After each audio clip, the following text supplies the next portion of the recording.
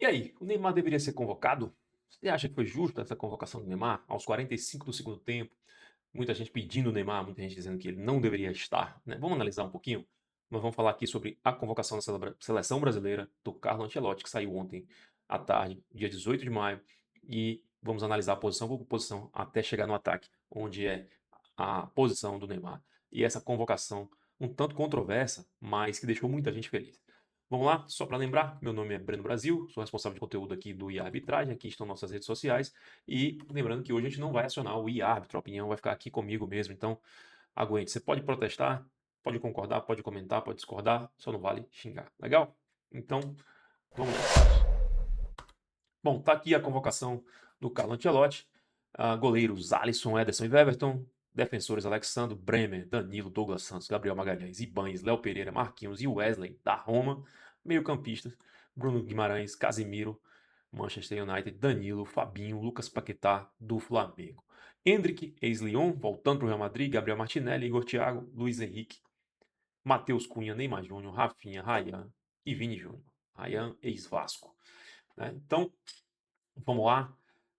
Começando pelos goleiros, né? A gente teve a convocação do Alisson, do Everton e do Weverton.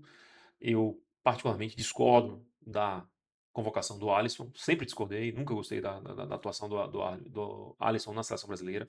Acho que ele é um baita de um goleiro no seu clube, né? Mas ele não mostrou ainda a grande segurança, não atuou de forma decisiva pela seleção brasileira, embora tenha participado de duas Copas do Mundo.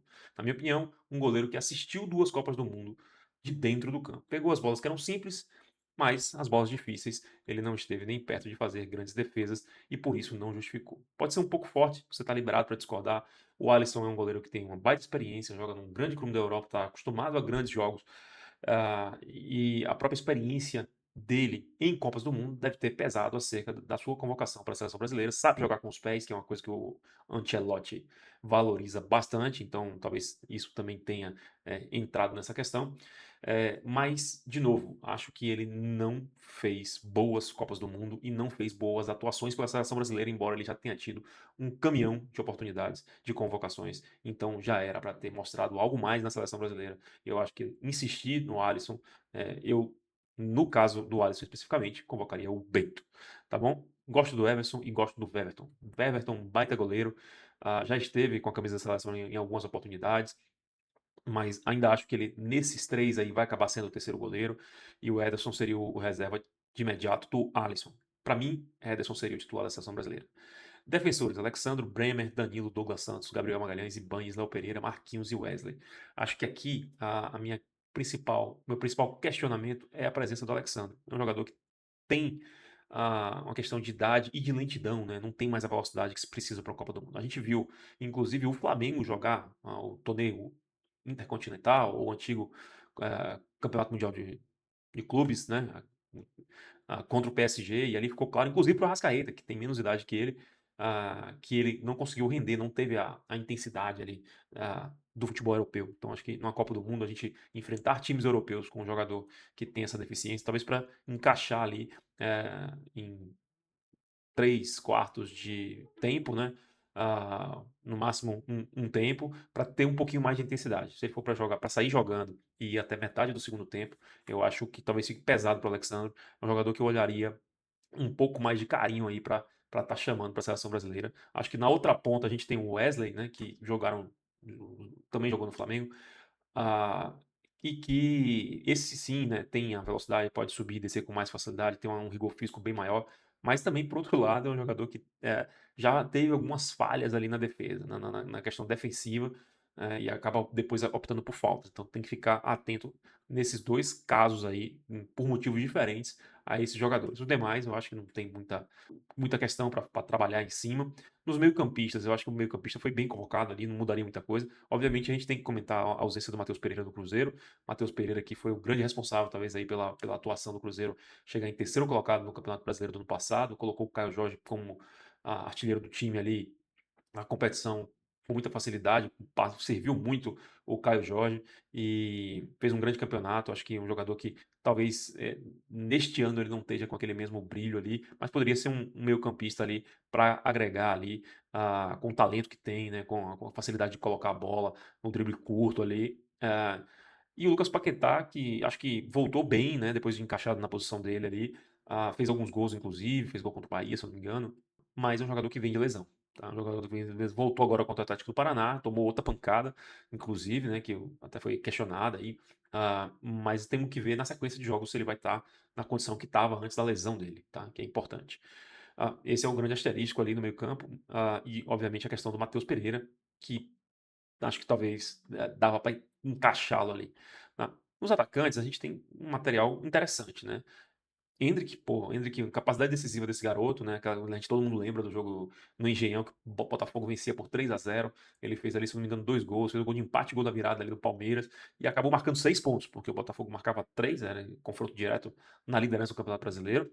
O Palmeiras ah, virou o jogo e acabou o Palmeiras marcando 3 pontos. Então foi um baita de um jogo ali decisivo para a virada do Palmeiras para ser campeão brasileiro aquele ano. E acho que o Endrick tem muito dessa questão assim de um poder decisivo. Você acha que não, né? É um garoto e tudo mais, mas eu gosto muito desse jogador. O Gabriel Martinelli já não tenho tanto apreço por ele, acho que não faz muito sentido ele estar aqui. Acho que também é um jogador que tem mais resultado no clube do que na seleção brasileira, pelo que a gente já viu até aqui.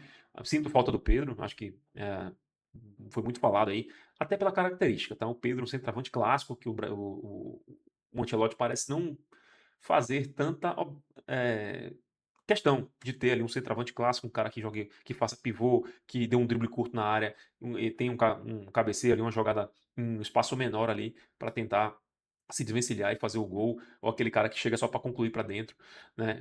Os atacantes da seleção brasileira ali, até quando jogou com Rafinha, com João Pedro, com Estevão, sempre mais atacando a área do que jogando de dentro da área mesmo, tá? Então o Pedro tem uma característica diferente que eu acho que em algum jogo especificamente pode ser que faça falta. Eu acho que o Gabriel Martinelli não agrega tanto pelas características dos demais jogadores também.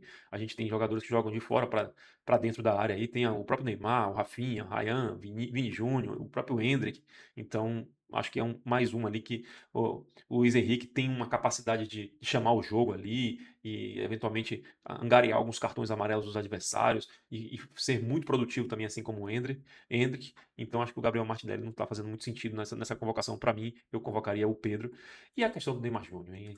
Neymar Júnior não jogou aí os últimos jogos da seleção brasileira, não foi convocado. Muito se falava sobre a convocação dele ou não. Acho que, vamos lá, opinião direta, não fez por merecer. Ele, Neymar, não fez por merecer. Ele não quis estar de forma declarada, com foco, com objetivo, com vontade dessa Copa do Mundo, tá? Acho que ele teve algo, como sempre tem, né?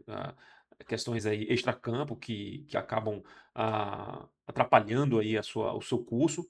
Né? Teve a questão com o Robinho Júnior, teve a questão a ausência de carga, por controle de carga, mas estava jogando poker.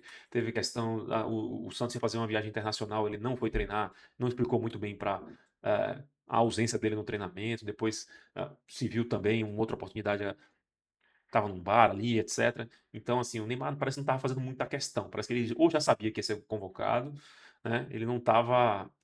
Parecia que ele não estava sob júdice de ir ou não para a Copa do Mundo. Mas a verdade é que, segundo o Thiago Asmar, né, o pilhado, ah, houve sim uma objeção do Carlo Ancelotti com relação à convocação do Neymar, mas ele foi convencido, né? Ele até postou alguns vídeos com relação a isso. Depois ele confirmou que o Neymar estaria na lista um pouco antes do Carlo Ancelotti fazer a convocação oficial. Ele já tinha confirmado que o Neymar estaria nessa lista. Isso significa que eu acho que o Neymar não deveria estar? Bom, aí já é outra questão. Acho que ele não fez por merecer. Se você olhar, o Neymar merecia, fez. Teve foco, teve vontade? Não. Mas para a seleção brasileira, agora vamos tirar o anseio do jogador e vamos colocar a seleção brasileira. A qualidade, indiscutível, o número de gols, né, todo o histórico dele na seleção brasileira, né, com efetividade, com produção, né, colocam ele sim como um cara que, e além disso, a liderança, a experiência, né, lembrando da Copa do Mundo de 2022, quando o Brasil fez o gol e depois ele ficou, olha gente, não vamos subir, não vamos, para que subir, para que subir? E o Brasil tomou o gol num contra-ataque, depois ele desaba ali em choro, né, porque ali poderia ser inclusive a última chance dele numa Copa do Mundo. Então ele tem essa experiência, ele tem essa liderança, embora não tenha conseguido traduzir isso lá nesse jogo que eu estou falando especificamente, mas acho que ele traz uma bagagem e um talento assim que a seleção brasileira hoje é muito carente. Se a gente olhar, se fosse a seleção de 2002, né, que a gente tinha Ronaldo, Rivaldo, Kaká, aí eu acho que ficaria mais difícil pro Neymar. Ficaria mais difícil, para o Neymar, porque teria que estar muito, e lembrando que o Romário não foi para a Copa do Mundo de 2002, né?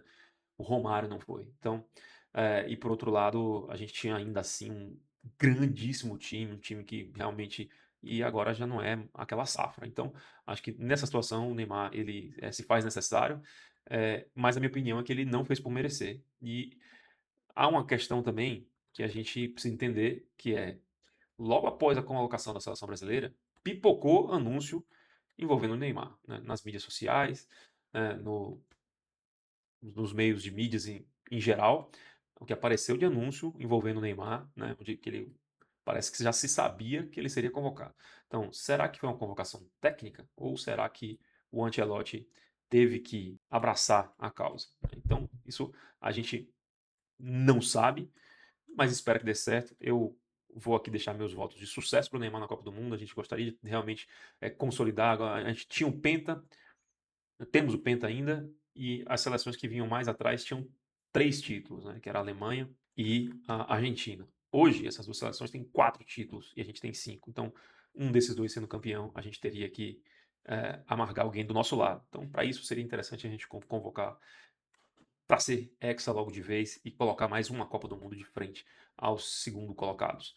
Legal? Então, dá para ser campeão? Dá. Vamos embora. Vamos com força, com garra, com a vontade que o Neymar não teve para ser convocado. Espero que ele abrace durante a Copa do Mundo, nos treinamentos pré-Copa do Mundo e vá para os jogos com aquela vontade de vencer e com aquela garra de quem sabe que desta vez realmente é a última Copa do Mundo do Neymar.